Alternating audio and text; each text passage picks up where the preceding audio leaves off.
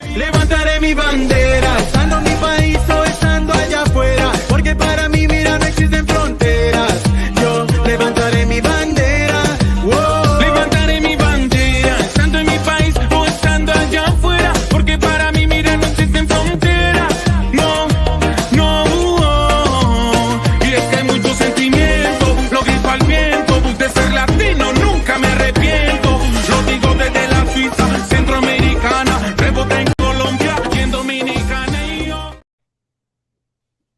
All right, welcome you guys to our 2023 Revolucion 30-day digital festival brought to you by Todo Wafi. This is the mental health Latin community discussion panel. I'm your moderator, Dunia Garcia, and my guests today are, I'm going to have you guys introduce yourselves. This is Izzie Chea of Izzie and ADHD on Instagram. Thank you for having me. Buenos dias, Dr. Ricardo Camacho, licensed psychologist and founder of Salud. What's up, everybody? Benjamin, pronouns he, him, and better known as Perez, your advisor on social media. I love that. Welcome, guys. Thank you guys so much for being here with us. I think that this is going to be a great discussion. I think that this is very important and very much needed for our community. So I'm going to just dive into the questions. Okay. I have my own story that I shared. I don't know if you guys got to see it, but I shared a little bit about my story on Instagram. So when I was 14 years old, I went through a really deep depression, but I didn't know that I was going through a depression. I thought it was just like hormones and all these things. And I was like, is this normal, like, to think this way? Because I never verbally. But then I tried to like tell my mom.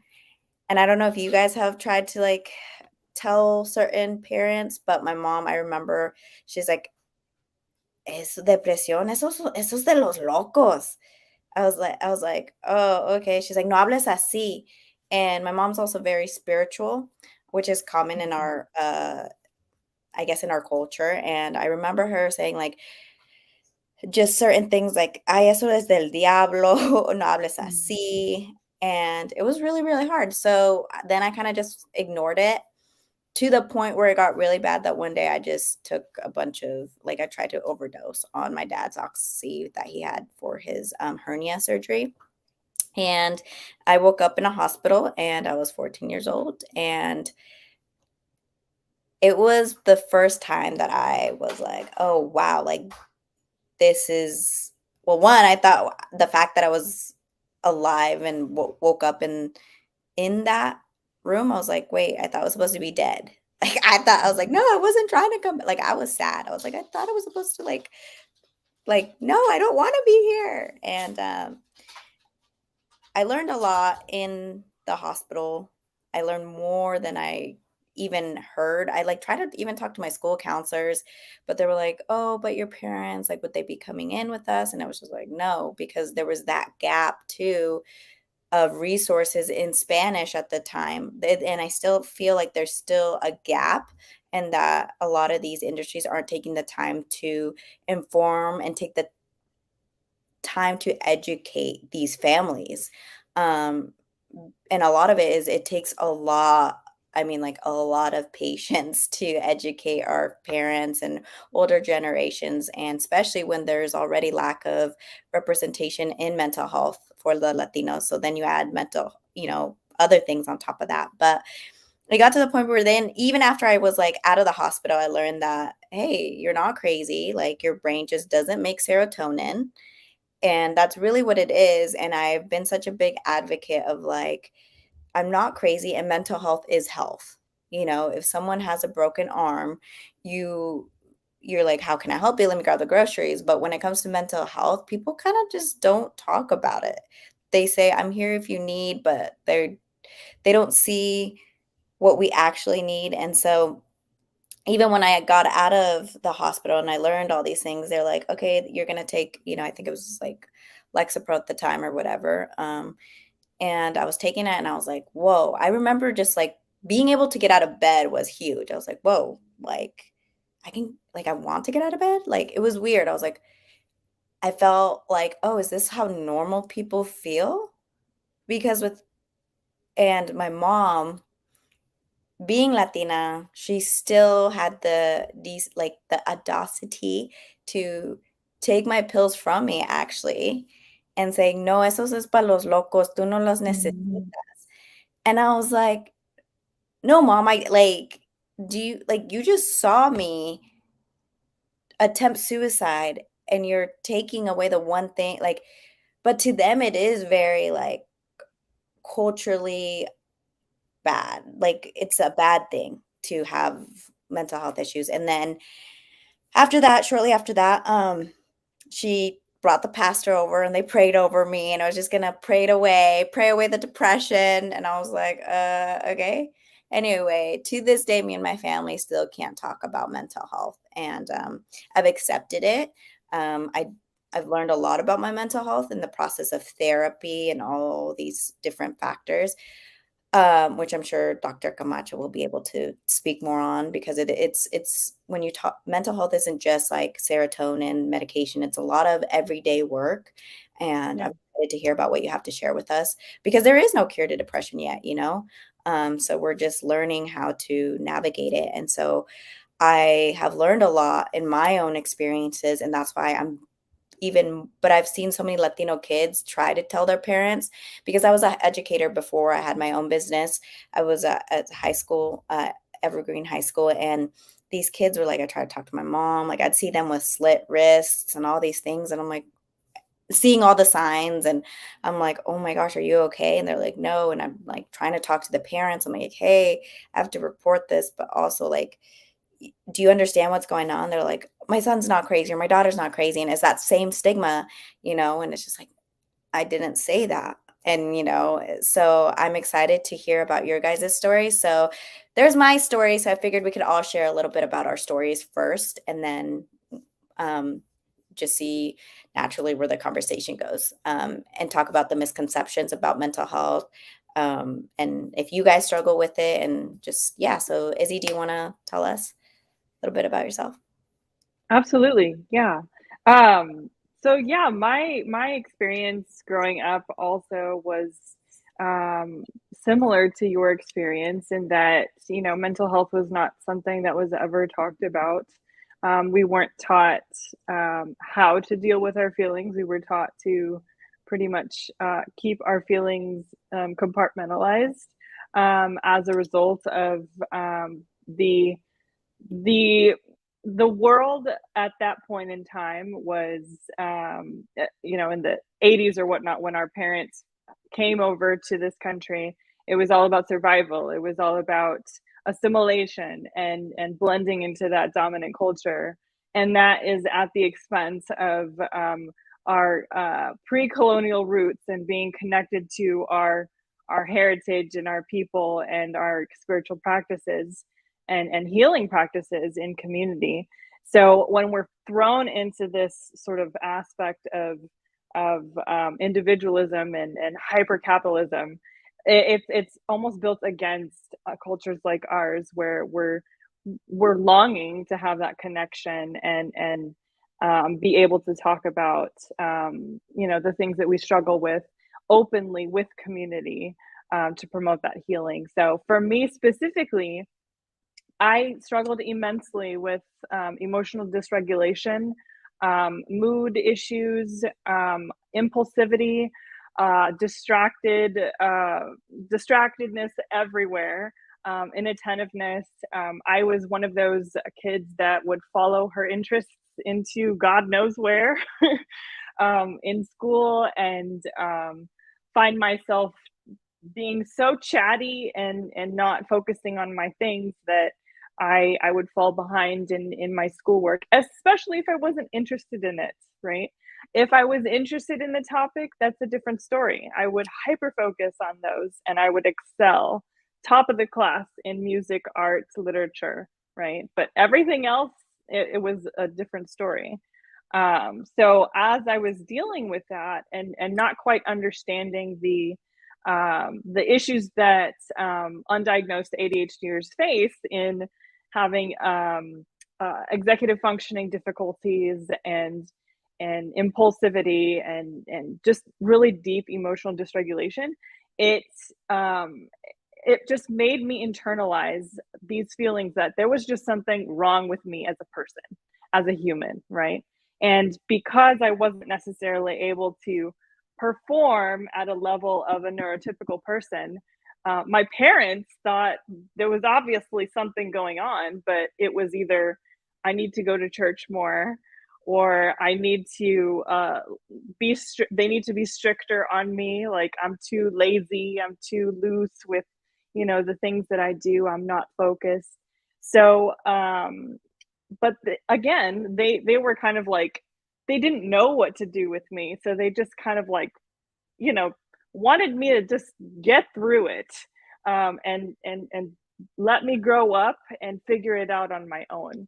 And that's, when you're left in that sort of situation, especially as a neurodivergent Latina, those cultural expectations and gender expectations that are thrust upon us can be just overwhelming. Perfect house, perfect, very arreglada, ready for the party, having food ready for the entire family. It's like perfect children with perfect manners for all of your abuelos that come over, right? Everything has to be just right every single time. Yes. It's overwhelming. And when you're dealing with things like executive dysfunction, you look around your house and you're like, there is no way that Tia Maria can come over. This is horrible. Like, it will be terrible. So, that pressure just sort of forces you to compartmentalize, not deal with those emotions, not deal with those issues that you're having, and just try your best to get through it, right? But that comes to a breaking point at some point, right? It becomes too much. The overstimulation takes over, and then we hit a very strong and heavy burnout. And neurodivergent burnout is no joke. That is actually what led me to seek out mental health services eventually in the summer of 2021. And that's when I arrived at an ADHD diagnosis. I was initially diagnosed with severe anxiety, which, yes, I still have that, and depression. But after convincing myself to try the medication, because that took a while too, just like you, Dunia, and it not working for 2 whole months, I went back to my doctor and I said, something's either wrong with my brain or this is not the right issue. So she referred me to an ADHD specialist, and that's where that journey began. And it's just been a very interesting experience, little bit of a grieving process, right? Because as you get a new diagnosis that could have ultimately changed the course of your life from earlier on, you grieve that. You're like, what are the experiences that I missed out on? Why didn't my parents know? Why didn't they take me to the doctor, right? A lot of blaming, a lot of anger, a lot of resentment. But then ultimately, in sharing those experiences with my family, they've grown to really understand and see things from my perspective. And I've forgiven them, right? Because they were just doing the best that they could at the time with the knowledge that they had. Immigrants trying to assimilate, trying to, keep up with the literal Joneses down the road, right? Not even the Rodriguez, like it's the Joneses. And it's really hard to go through that. So, so that's a little bit about my story. So we can move on. Thank you for sharing. I feel like that is definitely ADHD. I feel like there's such a big light recently on that, like depression, anxiety. Now all of a sudden I'm seeing a lot more about ADHD. My son got diagnosed with ADHD, and I am grieving. And as a mother, so totally. And I love what you're doing. And so thank you. Do you want to talk a little bit about you, Ricardo? Yes, and first and foremost, I appreciate you both just being able to share out. I think sometimes, even with our own stories, right? We are expected to, dish it all out, right? And I truly appreciate you both, because it was almost like we were, peeling the layers, right? So I honor this moment, for the vulnerability, because I think first and foremost, sometimes that's overlooked, especially as us as professionals being able to be on panels like this, and I truly am grateful for that, because we can unpack so many things that both of you just mentioned. And that's why it's a privilege to be here, because as a even before I even introduce myself, as a Latino male bilingual psychologist, it's great to see the advocacy going on, live, right? And for myself, I think that's one of the many reasons why I got into the field that I am currently, right? And especially working with, our community, our students, our families, not just individuals, but la comunidad around them as well. And I think what led to me kind of wanting to be in the field is that kind of going through the similar experiences as you both, right? Kind of learning, man, how do I manage my emotions when I didn't see it at home? How do I regulate myself cuando nunca tenían el tiempo para, tell me también? And as a youngin, I was interested. I was curious. I was like, why don't I see myself in specific fields? Why can't I have access to specific supports even at a young age, right? And questions like that, led me to just put myself in situations where I didn't see individuals like myself, in my professions, and simply pursuing a field like mine, and being in as a mental health professional. It's something that's needed, porque I think only 6% of active mental health professionals in the United States identify as Hispanic or Latinx, right? And especially bilingual. If I think only like 5% can speak a language other than English. And just acknowledging those facts, it's even to this day, it still holds close to my heart, porque I'm able to, be part of that small number, right? But I know, it's a pleasure to be here. My name is Dr. Ricardo Camacho, a licensed psychologist, founder of Salud. And I think, kind of looking back at it, I kind of heard a little bit about my family, my backstory, and just listening to you both. I grew up in Chicago, south side, southwest side, and to two Mexican immigrant parents who, to this day, I'm always gonna rep, porque I'm here porque ellos están aquí, right? And I appreciate what was being shared, that maybe at their time, when they were our age, kind of assimilating to this new culture, this new country, when they were so young, kind of navigating a new world. And even to this day, like as a 31-year-old, I'm like, I'm finally humanizing them. I'm saying that, no, even though they were kind of like the stereotypical, family, it was like I finally understand why certain things where they were, right. I understood why, because at a time where they also faced racism, right? Also acknowledged that, for them, they couldn't take a pause to understand, like, why am I feeling this? And then for them, it was like, nonstop, right? And I think I wanted to help individuals, not like myself at that age, but also, it's a moment for me to, be here with you all, and hopefully, have this conversation, not just for tonight, but to continue the conversations as well. Thank you for sharing. And I always laugh because I have my therapist, right? And I'm like, wait, who's your therapist? Like, how do you unpack all of this? So, because I want, like, I'm like, who's your therapist? And then who's your therapist? I want that one.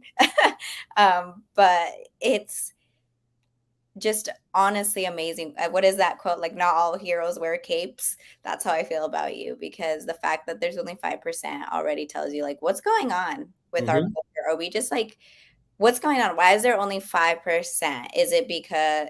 I think it's lack of, Todo Wafi says it all the time, like representation matters, and it's like you are part of that representation, and we thank you for that. But we'll let Benjamin speak a little about his story, and then I'll kind of put I have some questions for us to unpack. Yes. I mean, I work in education. I work with students in the trajectory towards college and then essentially in college. So that 5%, I mean, shout out to Dr. Camacho, no, but I think that 5% is because of what we're talking about today. It goes as a student who's going entering college. I don't think about psychology or one of that field because I've never met anyone like that. Right? I've never met that Dr. Camacho. So why am I going to be interested in a field like that? But bueno, that's another topic of another day. But no, for me, I think just to keep it, short and sweet, I think my experience is a intersectional piece of mental health and masculinity, and I think Izzie talked a little bit about it too when it comes to the immigrant experience as well. My family never talked about mental health. Me as a young boy, the examples of the men in the family and even the women in the family is lift up your chin, no te quejes, and keep working. Just keep working. My parents never showed that they were tired. They never showed that every day there was no excuse. Come back home, 12-hour shift, come back, make food. Go to work 6 days a week. Todos los días. Me as a little boy seeing that, what's my excuse to be tired, right? So, and then as a male, or in general as a family, we don't really tell each other that we care, that nos queremos. That's not the kind of people that we are, right? Is it right or wrong? That's just how we were raised. That's when as I got older and I saw my grandparents, that's how they were too. It's like the life experiences and just the generational teachings and learnings that we have.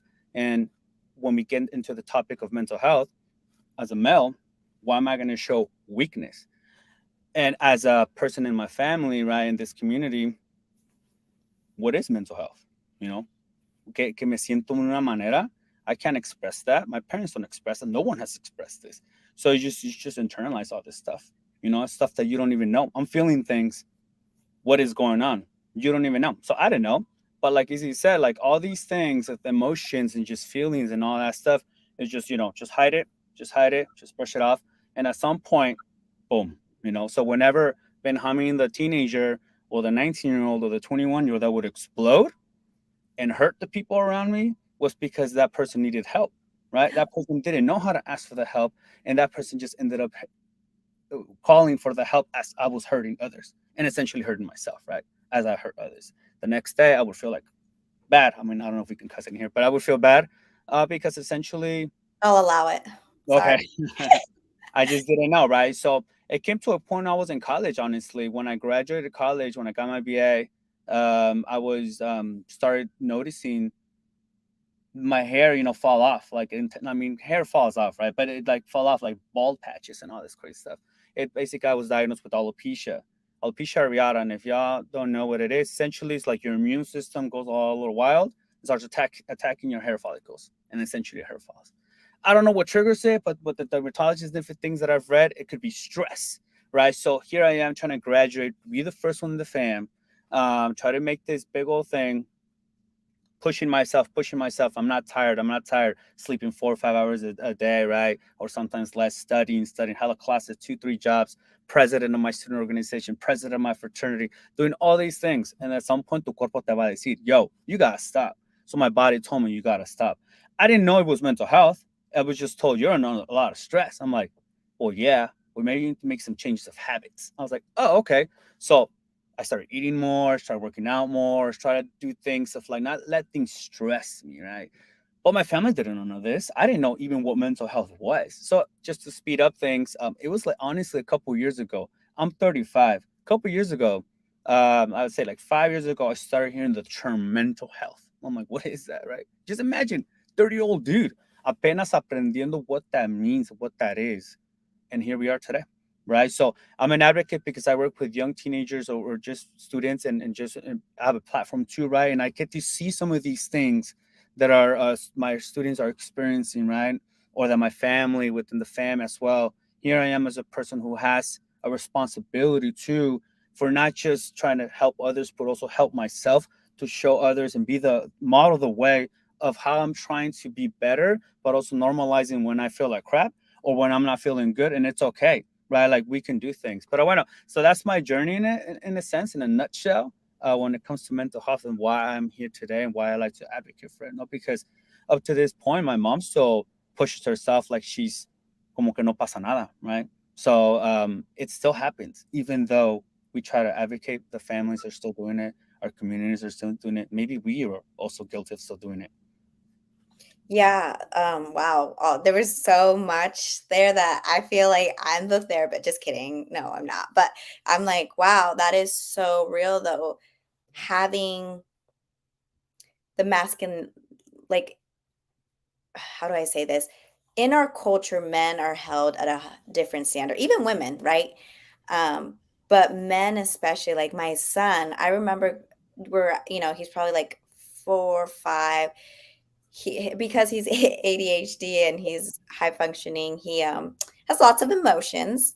And when he's 8 now, but when he was little, like I didn't know, but my mom was always like, "Está chillando mucho, es bien chillón," like it was a bad, and I'm like, "Mom, he's 4, like let him feel." And I remember just getting so angry because I'm like, because at this point I had been dealing with mental health since my 14-year-old experience. I was like, "Mom, he can feel. No le diga chillón." And it has caused, and that's the next thing I want to talk about. Maybe if there's anybody listening, how to navigate in our families, bringing up just the topic. So I'll say my piece of advice, and then we can all. But I remember bringing it up to my mom and be like, "No, like he's not a Cheon, and I will not let you put that in his head." Because I remember thinking that. I remember crying all the time. Like I was always crying. I didn't know why, but I would hide it from my mom. I couldn't I never hugged my mom, let alone or even knew how to say I'm proud of you in Spanish because we don't get that in our culture. And I was just like, "No, mom." I was like, "I'm not going to let you do that to him." And it caused so much tension between me and her. And I think that a lot of verbal abuse happens in our culture that we have accepted, and it's not okay. Because now as a mother, oh my God, the things my mom said to me, I cannot. I have a little girl and a little boy, but I'm like, I can't. I'm gonna break that because Mhm. I can't imagine looking at my child and be like, "No sirves para nada." Like I would hear those things. I'm like, you're Dr. Camacho's laughing because he probably heard it too. And it's like hearing your mom look at you and be like, "You're good at nothing. You're good for nothing." Like, we're like, "Oh yeah, that's normal. My mom says I'm not good for anything. That's fine." Like that's not okay. And I look at my son and I'm like, I could never say that to him. So if any viewers are out there, I really want to encourage you guys to one, I think be ready to have some tension between you and your family, but understand that when it comes to change and when it comes to uh, breakthrough, it's you're gonna have those tough conversations, and it's important to surround yourself with people that support you with that. Maybe if you don't feel comfortable, bring somebody in with you to talk about it with your parents. But sometimes breaking generational traumas involves or costs you distancing yourself from families and learning the word boundaries, which I didn't know. So with my mom, I love her to pieces, and my dad, but I'm at the point in my life where I just say hi to them once, and it's really sad, but I had to make the decision because I tried inviting in therapy and they just wouldn't, right? You can't change people who don't want to change. So it may cost you a lot of grieving and loss, but I promise you that you're not alone, and you are breaking a generational trauma, and it is worth it. And sometimes family isn't blood. And that's the one thing I've learned. So it's okay to grieve everything you need to grieve to feel better mentally, and then pass that on to your children. So that's my piece of advice. I don't know if Izzy, you want to speak on how to bring that up a little bit. Yeah, my experience, I went about it a little bit of a different way. We in our family, my mom is from the Dominican Republic. My father is Mexican American, grew up on the border. So we have this meld of like Dominican and Mexican culture, just like clashing and being loud and awesome. But and the food is great. But so that's what I wanted to say is the food, right? So we focus a lot of our hard talks on surrounding the table. We sit together, we share a meal, we are satisfied. We're having we're tomando our drinks, or having a good time.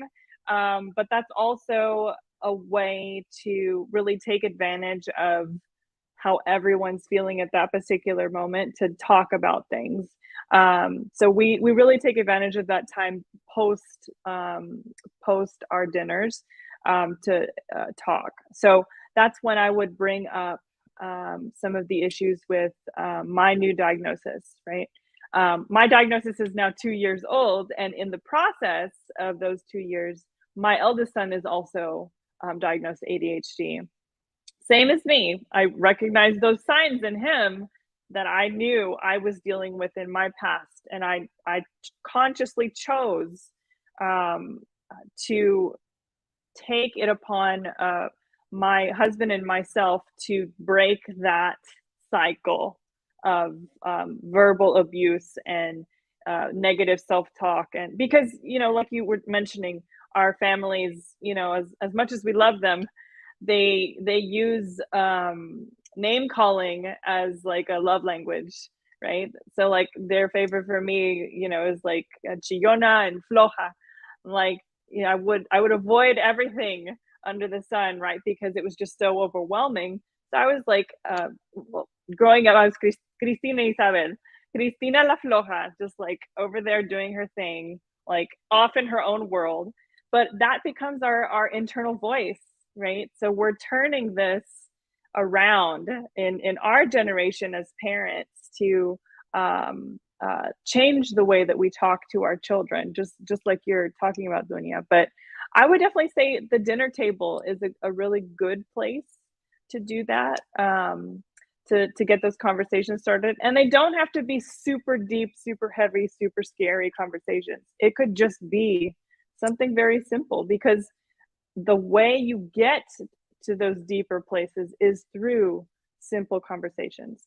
I'd also say one extra thing: give your parents and your grandparents the space to process, right? A lot of times it can be powerful to let them hear you out, but then give them some space. Give them some space to think it through and really come back to you to keep that conversation going, because it takes more time. When it feels very confrontational, many times they will put the stop to it, and they'll keep pushing it down the road, right? They won't face it head on. But if you approach it gently and remind them that they have the space to talk about it when they're ready, it really helps.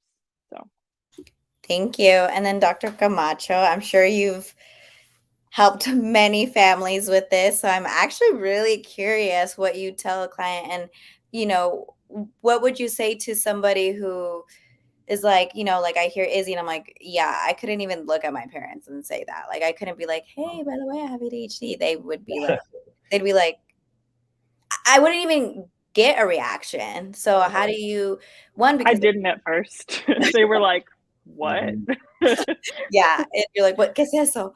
And yeah, so I'm just curious to hear how you navigate, and maybe if there's anybody listening, how you would a piece of advice to them. Of course, and it's again, like I'm glad to respond to this, because as doctor, right? The doctor came from actually how do we engage our families to have these type of conversations, right? And I also myself, I kind of got I got annoyed because there was often many barriers that we had to overcome in order to have these conversations in the first place, right? What I realized first is that parents, they're going to care for their loved ones. They're going to do what they can, even if there's cultural stigmas, stereotypes and things that they're living out on their own, right? And what I want to always, others to understand is that these are moments to bridge one another, to understand where we can go, how can we support one another, letting your tu mismo hijos know and hijas know that you care for them, you want to be there, but how do you do that, right? And also create a moment to give a voice, maybe to either if it's a child, a student, or whoever you may be, to be understood, be validated, and not dismissed, and talking about your own experience. Because I always tell everyone, you don't have to be a mental health professional to be an expert on your own life and your own well-being, right? And it's another reason why, I wanted to start, creating spaces where we can avoid barriers like access to insurance, language barriers, finding the right, provider for you.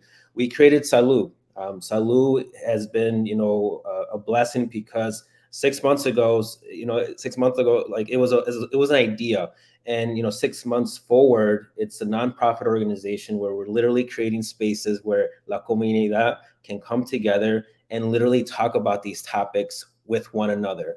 And it's almost like I want others to understand that, like, hey, these are experiences that we're living out every single day. This is mental health. Sometimes we kind of, put it all, jump it all together into thinking that mental health is only diagnosis. It's only, the bad, right? But it's actual things we're living out every single day. And what's the best part about it is that parents can become curious if you connect, their goals and aspirations, for their children as well. Of course, you want them to do well. You want them to be healthy. You want them to live out their dreams, right? So as someone who can bridge that, and bridge those relationships together, I say first, let's create a actual space for each of you to be heard, understood. And I'll tell you right now, like even in this panel, right, we're not gonna be able to go through every single topic within an hour. And then that's how I explain it to parents and everyone else, is that like, hey, it's going to require some work, ¿verdad? Porque we spent our whole lives, we spent years, we spent generations kind of learning these specific behaviors that have, been learned to kind of survive, as we were mentioning a little bit earlier, right? And now we're kind of like, peaking at that time where we're finally being able to finally thrive as well. And that's going to require us to learn, if I'm feeling upset and I'm noticing, for example, as a male, if I have anger, what is my body trying to tell me, right? If, for example, if I'm trying to connect with my daughter because I see she's become distant, it's not to put shame or guilt on them, but it's almost to, hey, how do we kind of connect, to see how I can be supportive, right? And if there is anything on my end that I need to change as well. So it's a lot of, it's a lot of understanding that, hey, there's going to be some struggle, right? But at the same time, knowing that if we take the time to see, like, okay, this is an opportunity where I can connect with my, family, with my child, because I'm finally taking that step to kind of break that generational curse, right? And kind of saying like, oh, even though this is what I've seen growing up, even though this is what I learned, I have a moment to kind of also address our cultura, kind of like the saying, la cultura cura, but also acknowledging that like some parts of our cultura is beautiful, it's amazing, it's incredible, but there's also parts that are like, we got to question a little bit, right? So it's understanding that not necessarily that there's something wrong with us, but it's an opportunity where there's an area of growth, right? And I'm loving the terms we're using, because neurodivergency, right? How will we ever know that if we didn't even create the time, the space to know, like, hey, maybe ADHD is not something bad. You're actually, you're probably, I don't know if people know this, but individuals who are diagnosed with ADHD have a higher chance to be more intelligent than the average person too, right? And working with students in education myself too, I always advocate for them. I say like, hey, you might not know this, but you got a superpower, it's always been told to you that like it's something to be ashamed and something to feel guilty, but you got something good, use it to your advantage, right? So it's almost like changing, not only creating the space, but changing the tone and how we talk about mental health, right? It's not like, oh, vamos a hablar in privacy, in un cuarto, no, like, hey, if you're gonna change and normalize mental health, why can't we do it in community? Why can't we speak about it in a way where it's celebratory and not like, oh my God, like, like we've learned to just because of what we've seen. And if I can finish with one thing, is understanding that it's not an individual problem. Trauma, mental health, it's all impacted by also where we live, what will we be exposed to, the environment we grow up, even the food we eat, even the constant messaging we're obviously receiving, right? It can be at an individual level, family level, community level, environmental level, societal level. And we must understand that we're just naturally responding to what's around us. So no importa cuál cultura es, it doesn't matter, what potential, mental health issue we might be going through. Our bodies and our minds are naturally responding to what's around us. So to answer the question, creating the space, changing the tone of it, and also understanding that, hey, this is your life. How can we support you rather than us telling you, how to change? So that's what I always tell parents, but I usually do it in a much more, a way that they can understand. But no, it's an important question. Thank you. Yeah, I think that it's just like you said, it's not whoever's listening, they're not just going to solve it here, but let's do that. Let's talk about mental health and that tone moving, today, tomorrow, and it's an individual thing. And sometimes mental health, like for me, I've learned that there's, like you said, so many pieces to it, to where mental health, sometimes it's like I exercise, I'm eating right. And sometimes people like my mom, she'll be like, you have a good life. Why are you depressed? It's like, I don't need a reason to be. Like, sometimes I just have bad days. Sometimes I'm just that way. Like, you can have a good life and still be depressed. And that's very important for me to amplify on that, and their support. And like you said, the tone, we need to talk about it. So Benjamin, what is your piece of advice that you would give to somebody struggling? Especially, I feel like, you, I hear a lot coming from you, like as a male, like what is something maybe you would say to your younger self? Ooh, the question switched it up. Dr. Macho, that's a lot of levels. I know. Like, dang. Like I'm a first gen, right? First gen here in this country. Parents are Mexicanos. I was born and raised in a town where salads are the crops and all that, right? So I look away with all this is that as the first one, my family in a lot of things, right? And a lot of pieces in life, like college, masters, career, all these things, right? The first one, the journey hasn't been perfect, right? But I'm the first one, always given this responsibility as a young boy, and as I continue to growing up, of like all the eyes all on me, right? My family, my wife's family, a lot of my students, now the people that I manage, right? The team that I lead, and the organization that I work at, all these eyes, right? Se me quedan viendo. So I'm like, damn, now that I have this Perez Advisor platform, eyes on me as well. So like I mentioned earlier, there's a big responsibility that I never asked for. I never asked for the responsibility to be a model, to be like this example to follow. Never asked for it, right? But I have it. I understand that there's a responsibility here. So what I like to always do, like I said earlier, as I'm learning more about myself and learning more about mental health, and like Dr. Camacho was saying, unpacking some of these things. Why do I react this way? Why am I feeling this way?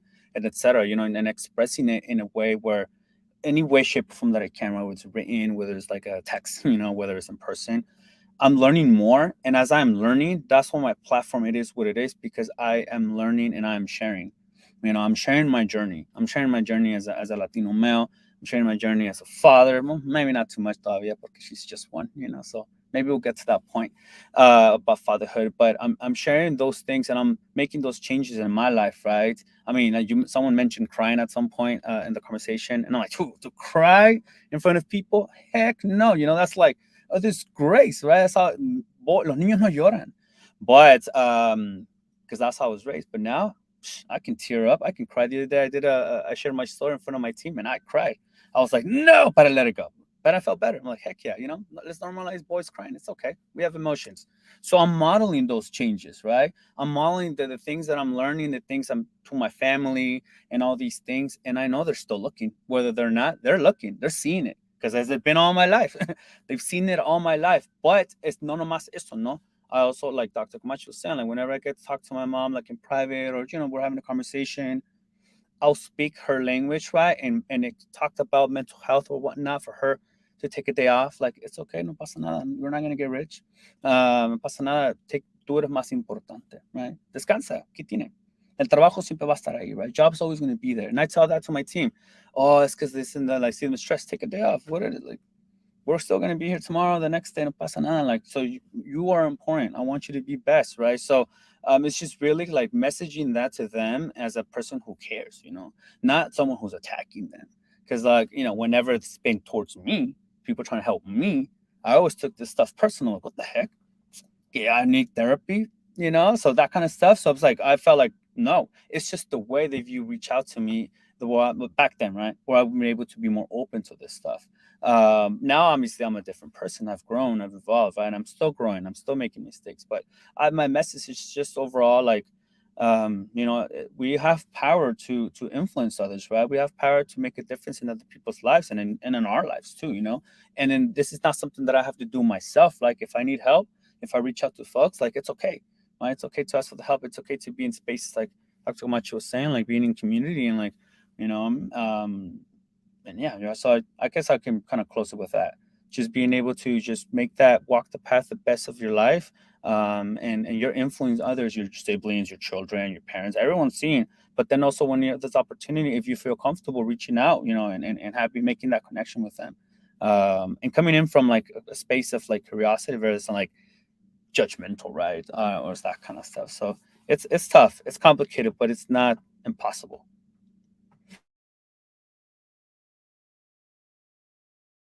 Thank you so much for sharing that. I agree. Men, I feel like we need shirts now. Men can cry or what. I'm sure there is already some, but yeah, I think that it's important to, like you said, we can be the advocates. It starts with us. And that's why, you know, we're having this panel at Todo Wafi and Revolucion. We're having these conversations. And this is just, you know, us individually, but, you know, people are listening, and then we continue that. And then no matter how big or small, like I'm just this girl in Washington State, you're in Chicago. But I would say that even celebrities, you know, they definitely are.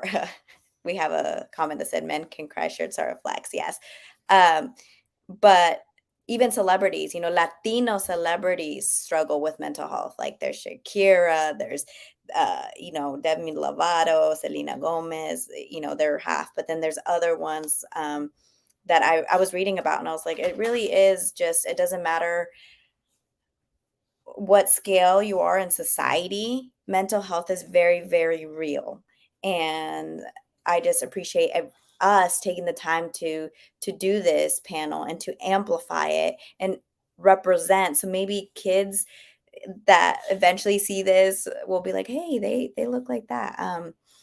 And then I want to just talk about, just to close everything, to just say, what can we as a community do to help increase access to mental health resources, you know, to Latinos? What do you guys think?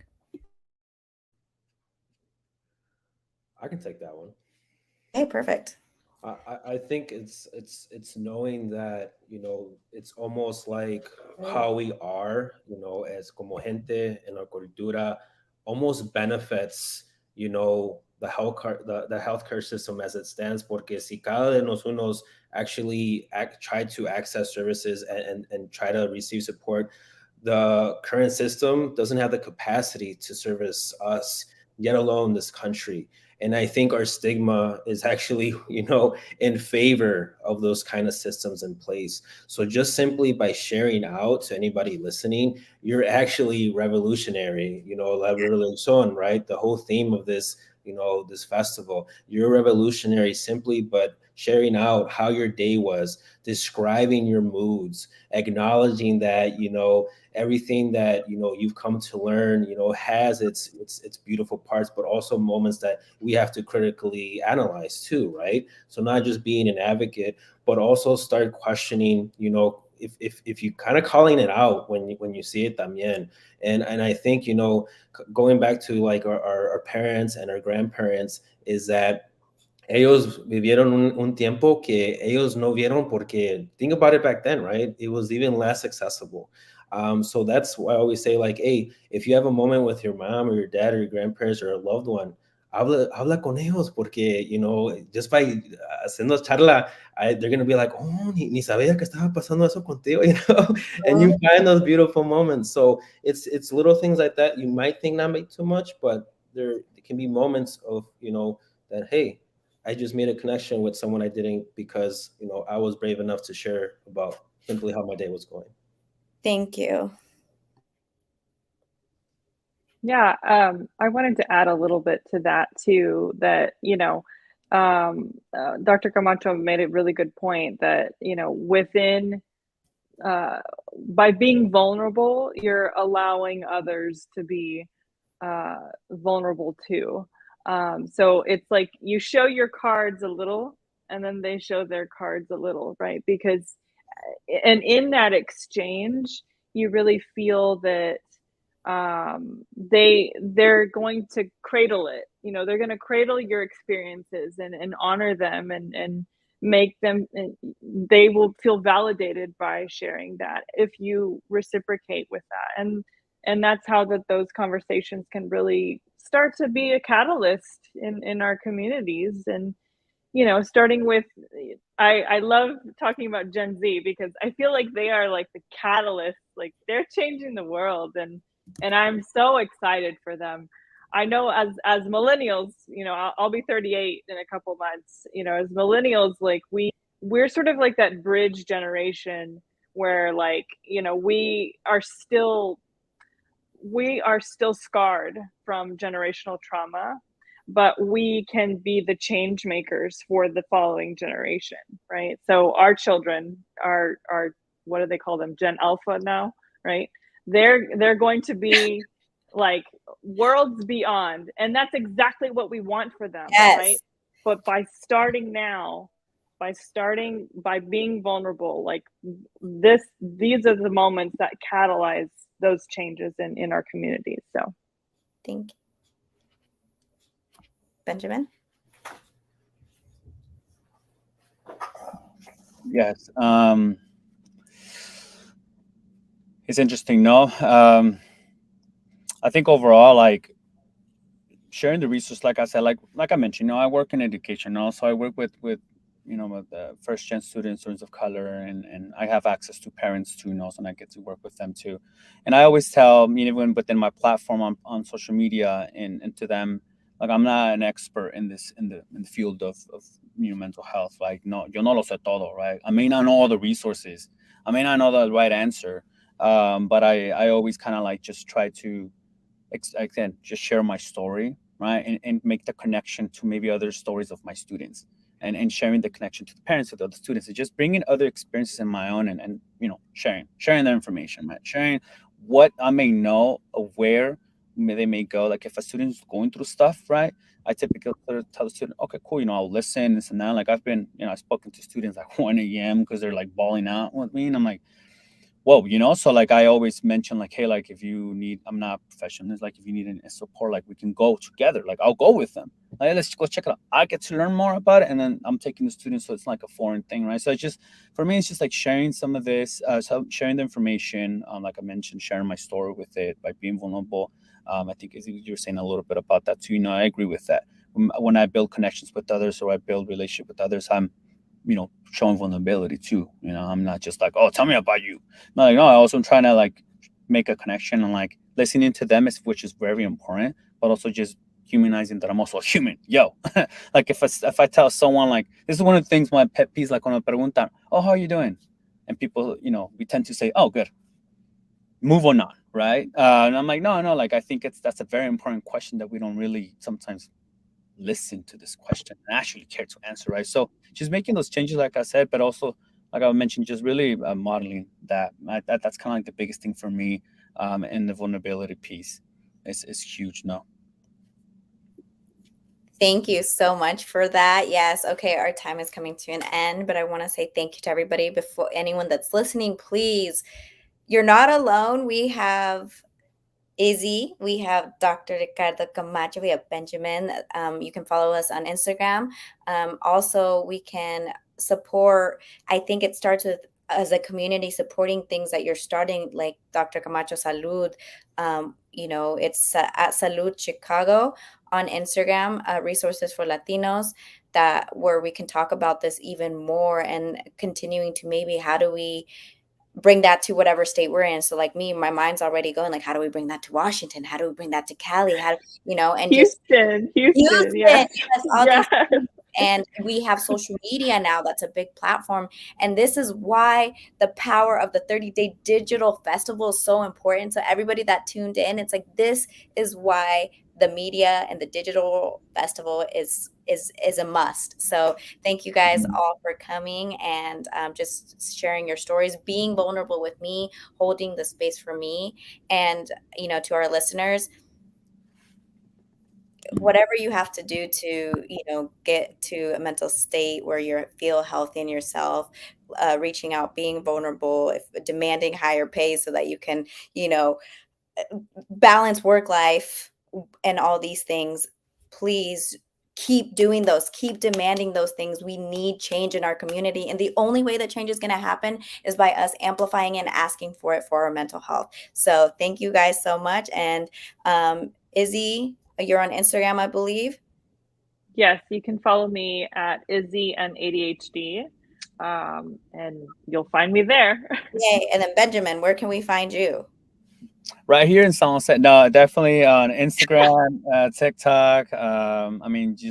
Just Perez the Advisor. Yeah. You've seen me there.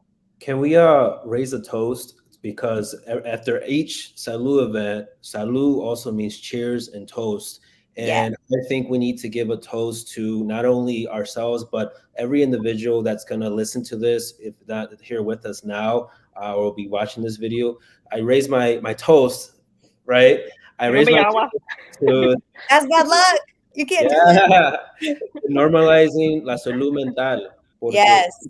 So I appreciate each and every one of you for being vulnerable, sharing your story, and showing strength. So muchísimas gracias. Yes, thank you guys. And let's make sure that you guys follow for the next panels coming up, and also just supporting one another, and can follow Todo Wafi, Revolucion. For next year, it's going to be better. So thank you guys. Desde Nicaragua hasta Costa Rica, con esta canción todo mundo se identifica. Llamen a los chilenos y a los cubanos, llamen a Puerto Rico y a los mexicanos, que ya se armó la rumba. Desde Panamá hasta Ecuador, vámonos a Perú y luego hasta Salvador. Que se escuche Brasil y Argentina. Yo quiero un grito de mi gente latina y levantaré mi bandera, estando en mi país o estando allá afuera, porque para mí, mira, no existen fronteras.